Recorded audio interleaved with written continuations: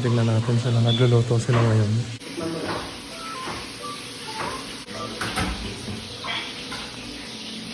Uy!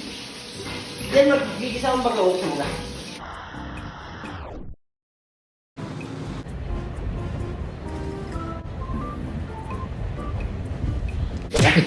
Gulat na gulat yan. Napaglakad pa ako.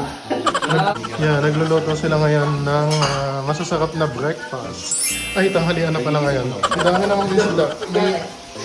Ano gagawin niyo? Sarsyado? Ang dami oh.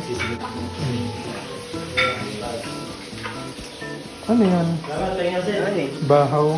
Mm. Mga kabatch ko. Nagluto na kami. What's up, Ken? Jerry Sins in the house. Jerry Sins na pala. Ayun si Joel.